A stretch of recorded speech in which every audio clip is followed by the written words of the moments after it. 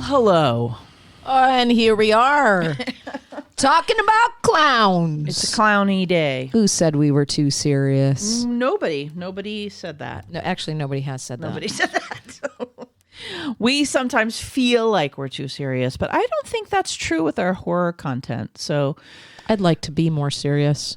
I also think that the true crime content that we do, that if you guys haven't checked out our true crime content, if you're into that sort of thing, I think we try to make some of it a little bit light, the what the hell episodes, etc.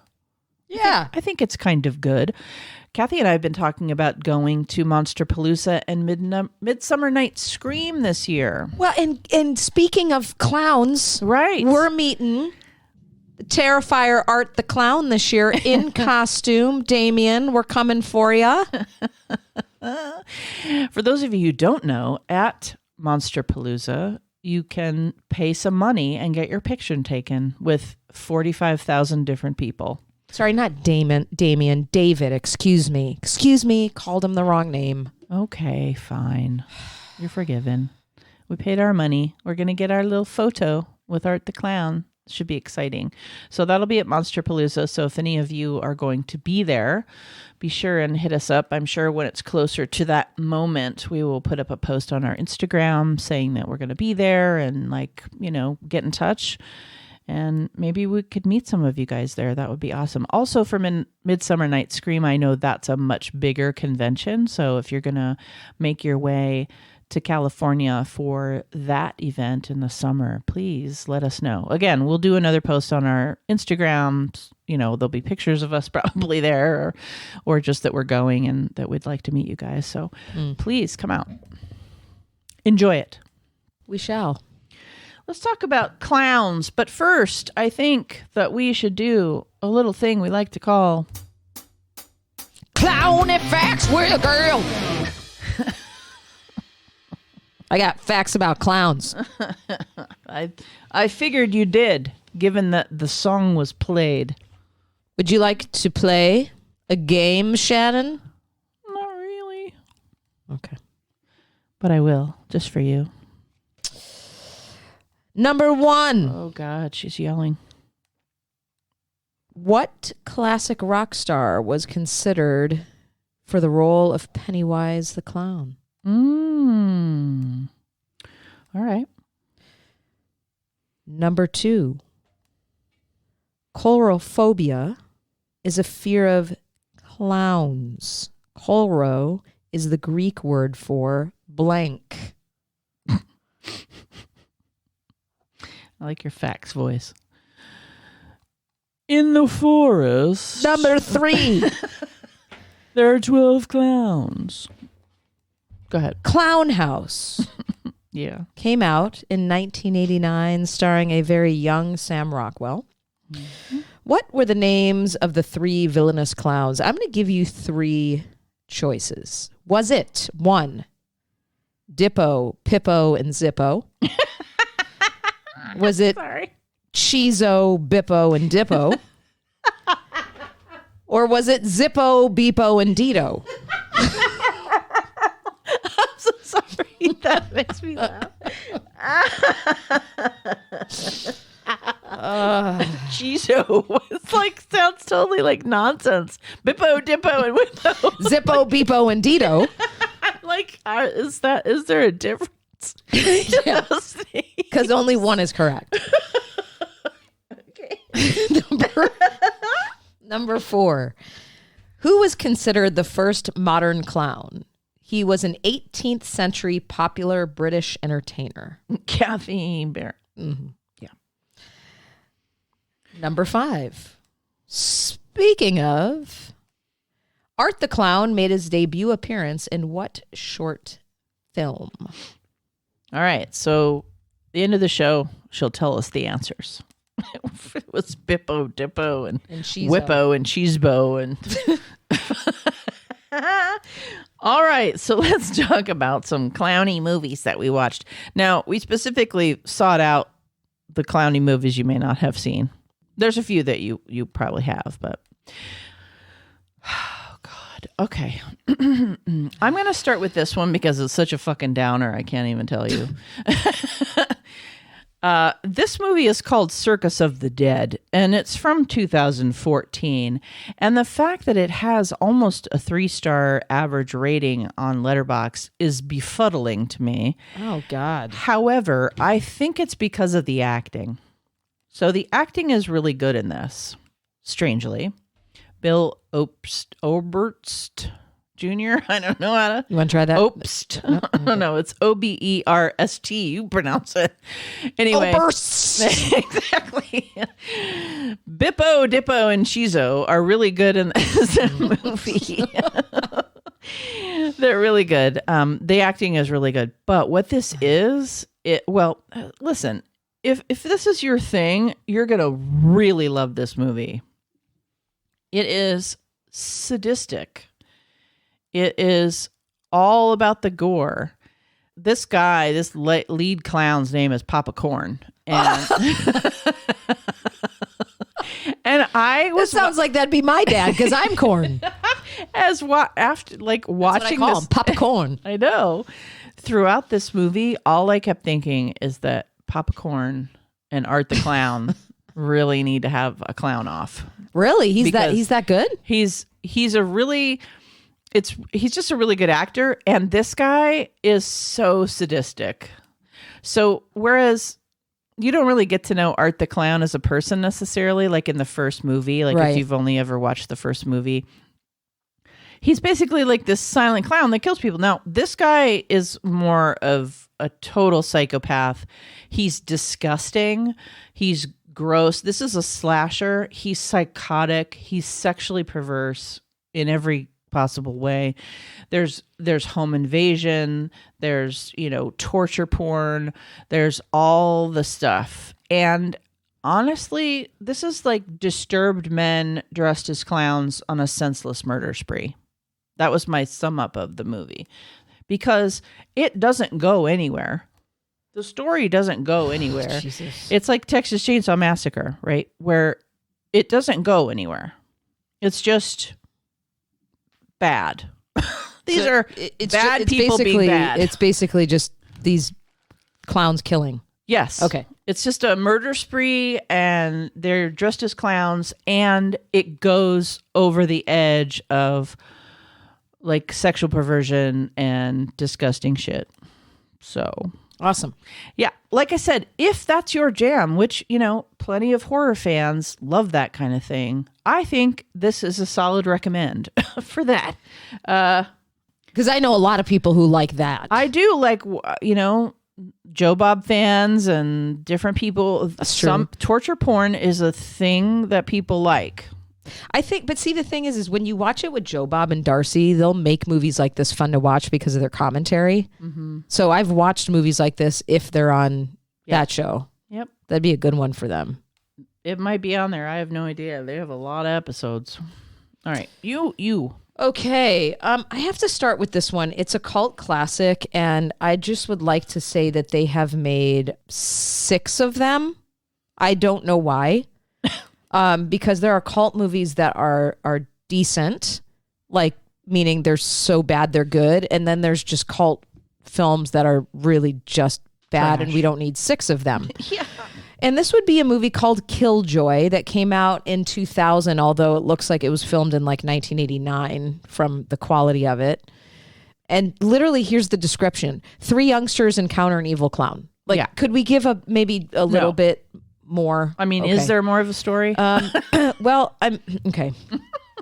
So the problem with this movie, there are a lot of problems with it. One, it is so poorly produced and shot, and the acting is, you can tell that the actors that they got, they were like, oh man, this might be my breakout. Like, they take it really seriously. Okay.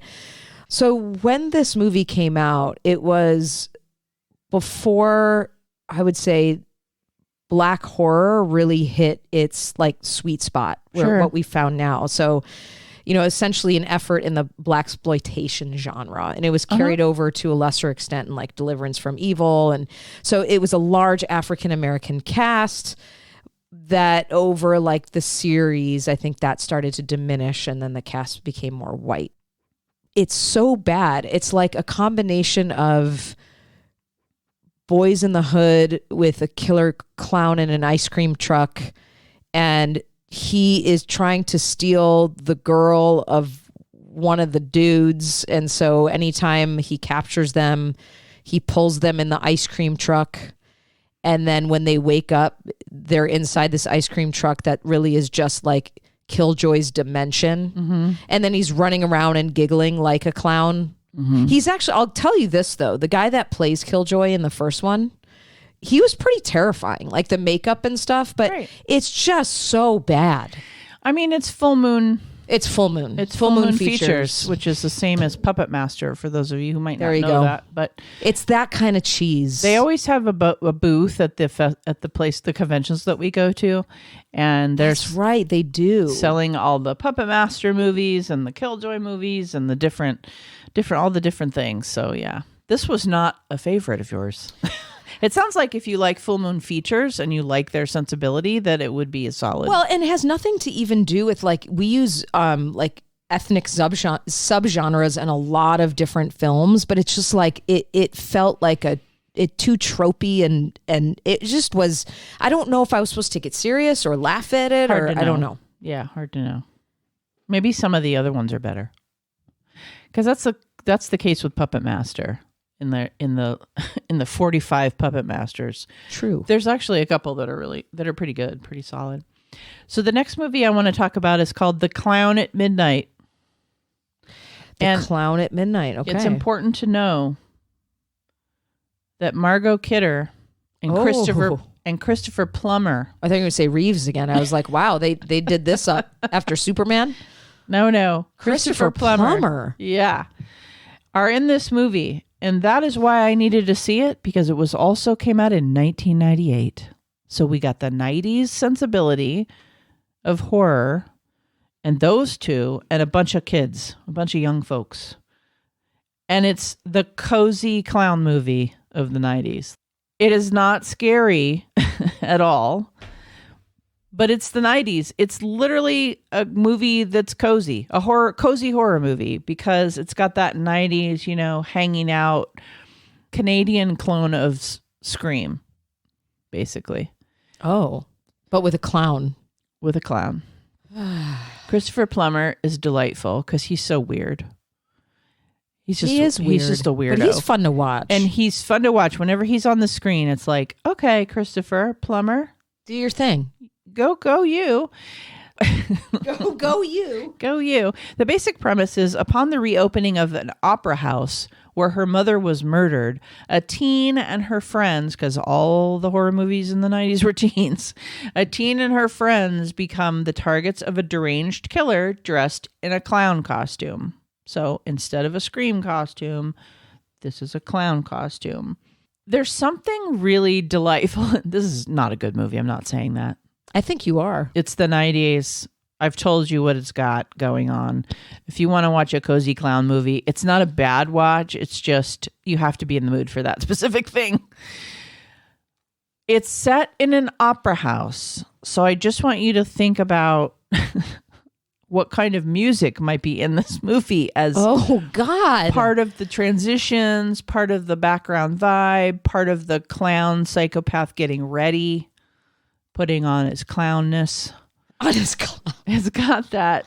It's got those opera vibes, which, it's interesting because I think at this time, the Phantom of the Opera on Broadway or whatever was probably really popular in the late 90s. So It's a very simple movie. Margot Kidder's fun to watch. I'd watch it just for Christopher Plummer because he's weird. And it's a 90s slasher. So if you like 90s slashers, that's that. Okay. The way we talk about movies is it's kind of like, if that's your jam, then have at it. Then have at it. I wanted to not like this next one I'm going to talk about, but I'm not mad at it. And did you not want to like it because of the ridiculous title? Gags the Clown? Yeah. Yeah. Well, and usually these are really bad. Now, let me tell you, Yeah. I mean, when I say that I liked it, I'm not comparing it to, like Schindler's List or something. Okay, this is still a clown movie. Fair. An unidentified man in Green Bay, Wisconsin, has captured worldwide attention for roaming the streets dressed as a clown. Many write it off as a harmless prank. Others aren't so sure. When a group of friends cross paths with the clown everyone calls Gags, his true intentions are revealed.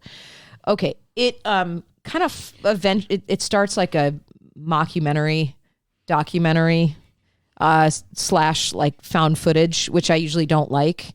But I think the woman that plays the reporter is really fun.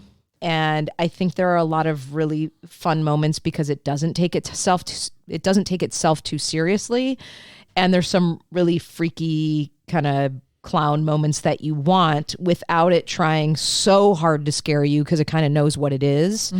That I appreciated that. It's like you're following her news report for like an hour and a half and they keep running into people who have had Gags the clown sightings. On the other side of this is a far right wing, think like, 1/6er, okay, who's just like, he's got the American flag behind him and he's like, I don't know why we're not going in and taking care of this. And he's got this whole like political news channel. Sure. So of course, like, in his mind, everyone's being too soft about this and they need to go in and kill this guy.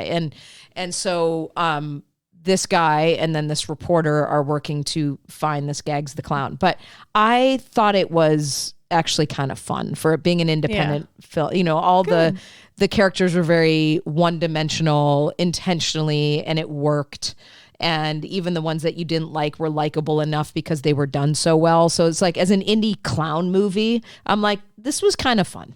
Yeah. I mean, if you take it for what it is, I think that's what we kind of try to do, is tell you what it actually is. So you're not going in thinking it's going to be, an epic masterpiece. This was not. And the poster's kind of cool. Right? Let's talk about Clown House. Let's talk about it. Yeah. So Clown House, 1989, directed by pedophile Victor Salva, who we've talked about a lot. I know I've talked about it a lot. Yeah. When we did Jeepers Creepers. Yep. And so one of the things, I had never seen this movie and, wanted to see it. 3 young brothers are terrorized by an evil clown. That's a little on the nose, don't you think? I think so. Just before Halloween, 3 young brothers, including Sam Rockwell, who's very young and very, very awful in this movie. Oh, God. He's such a bully. You just really, really hate him. 3 young brothers alone in a big house are menaced by 3 escaped mental patients who have murdered some traveling circus clowns and taken their suits. It was the debut feature of Victor Salva, who was later convicted of, I don't remember what he was convicted of right now, but he molested young boys on the sets of his movies. Truly creepy and a spooky good time was one of the reviews that I read of this movie. It's a late 80s horror, and there was a lot of buildup to the inevitable kind of clowny mayhem. So it was a very much the 80s sensibility of the Stand By Me or whatever, like the young boys, they happen to be brothers in this, the young boys that are, one is deathly afraid of clowns and the other one is sort of protective over him. And then the Sam Rockwell brother is like really mean and bullying. And so they set up these dynamics of these 3. And then there's a long period of the movie where you're doing the 80s, get to know the family, get to know the boys, anticipate until clownness happens. Clownness does happen. Yeah. What was your experience of watching this movie? It was fun. It reminded me of a movie that I would have watched as a kid in the 80s. Totally. I had never seen it, but it's it was so 80s. Like even if that you weren't looking at the hairstyles, just the story. It's an 80s horror film through and through. Sure. It's darkly shot. It's super, super dark. At least on my end it was, which a lot of those movies just had really poor film quality. Yeah. You know, it's kind of fun, you know, back when we would look at like mental patients as these, you know, very, very dangerous folks. That's of the time too. That was of the time. And so that worked. Halloween. Yep. So it was fun for whatever it was, you know, and I think it was from the point of like a child and our fears. And so all of that was like very apropos of being a kid in the 80s and some of the fears. Clowns were like a big thing at that time. Absolutely. So, I think the atmosphere is good. The clown designs are scary. There's some spooky bits there at the end. There's, you know, but you have to wait all the way till the end to sort of get the clowny clownness of it. A lot of it is boys bullying other boys. And because I know sort of, what I believe was witnessed and what I believe was happening on this set, it's also hard to divorce yourself from that. But I do think that regardless of Victor's offenses, that this is certainly worth a late night watch. It's like if you like 80s horror and it's derivative and all that things, if you're going to put it on something, it's certainly a fun kind of 80s clown thing. Like if I'm going to pick a clown thing, we're obviously going to pick something like Poltergeist or, you know, like that has creepy, or It, or, you know, some of the better clown movies. But if you're looking, we were going in search of cult trash, so you know, this would certainly be one of them. And I think it's like you said, a solid sort of 80s vibes to it for sure. Yeah, for sure. And you have one more, and then we're wrapping this bitch up. This one, I don't know why it's called Ginger Clown since 45 minutes into the movie and one clown has not been shown. Oh no. So I didn't even finish it. Oh no. What I think is brilliant about this movie is it actually stars Tim Curry, Lance Henriksen, Michael Winslow, Brad Dourif, and Sean Young. Wow. Because they are the voices of the majority of them are the voices of the creatures. Oh. As a creature feature, this movie is awesome. Really? Brad Dourif plays this gigantic worm. Lance Henriksen is in this. Lance Henriksen plays the brain eater. Brad Dourif is the worm creature. Sean Young is Nellie the Spider Woman, and Tim Curry is Ginger Clown. Wow. And he's the voice of Ginger Clown. I don't think he embodies him. You don't even really see. You just see these really long hands. Here is the problem. Well, let me give you the plot. Yeah. Okay. It's 1983. A group of high school students led by Biff run into their nerdy classmate Sam, who they instantly begin to bully in order to prove himself to Biff and also win the affection of Biff's good-natured girlfriend, Jenny, who really doesn't have a say in it because it's the 80s and he's just pushing her into him. He agrees to sneak into an old abandoned amusement park to prove his courage. Okay. You look at, I can't believe I had to pay to rent this. And I'm thinking Tim Curry, Brad Dourif, Sean Young, Lance Henriksen. I'm like, oh my God, I can't wait to watch this. And you didn't finish it? Oh no, because the introduction is a 15-minute monologue from Biff bullying this young kid. It's so much dialogue that's not horror. Wow. That they waste all of this. I'm like, let's get to the horror. What are we doing? Then we get into the amusement park, and now it's more about the girlfriend who doesn't want to be there, who's trying to like, you know, make the nerdy kid comfortable, who starts to talk about some, like, I don't know, something irrelevant to horror. And then you get like 30 seconds of them stumbling upon, you know, very much like in Alice in Wonderland, they stumble upon the worm creature, they stumble upon right? But you only get like these 30-second to a minute increments of these amazing creatures. And then it goes back to this needless dialogue of them walking through the amusement park and Biff coming looking for his girlfriend because he can't believe that she never came back with the nerdy guy. And you're like, there's two completely different movies going on. Yeah. That if they could have just taken the 20 minutes of the creatures, if that, and made that a short, it was like something out of, it almost like something out of Henson's, like, or something out of the Dark Crystal. The creatures were amazing. Yeah, and they spent nothing on that. Yeah, I'm looking at I don't know this movie, so I looked it up, and I'm looking at like Lance Henriksen as the brain eater. Like, that's awesome. Yeah. There's like a worm creature, and Tim Curry plays Ginger Clown, which I guess is this voiceover that you're talking about. Yeah, because you don't ever really see him. You see his hands, and you see like the back, and all of the creature stuff is really, really cool. And Sean Young is the Spider Woman. Mm-hmm. Yeah, she was this was before she did No Way Out, so she wasn't that big yet. But I think this was before No Way Out, the movie she did with Costner that kind of blew her up. Yeah, right. But, I hope so. I hope it was before. Yeah. Although there's some big names in this already. I know. Well, if you hear Tim Curry or whatever's going to be in it, Lance, and like, I'm signing on for that. I mean, I might read a script first, but it's just unfortunate because I'm like, you obviously had the budget to do all this creature work, and then the story was so like, I'm 45 minutes in going, I can't do another 40 minutes of this. It was awful. And that's our show. Good night. Good luck. No, we have to do some. Good evening. We have to do some. Clowny. Fuck. I like giving her she's got to be mad when she gives me an answer. I missed the beat. Number one. It's because you were mad. I'm mad.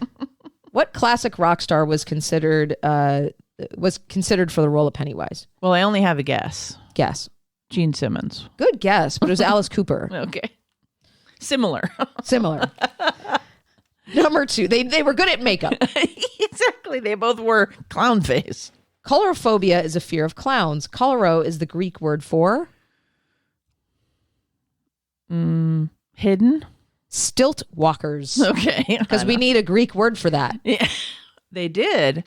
It was part of their everyday. I know. Walking on stilts.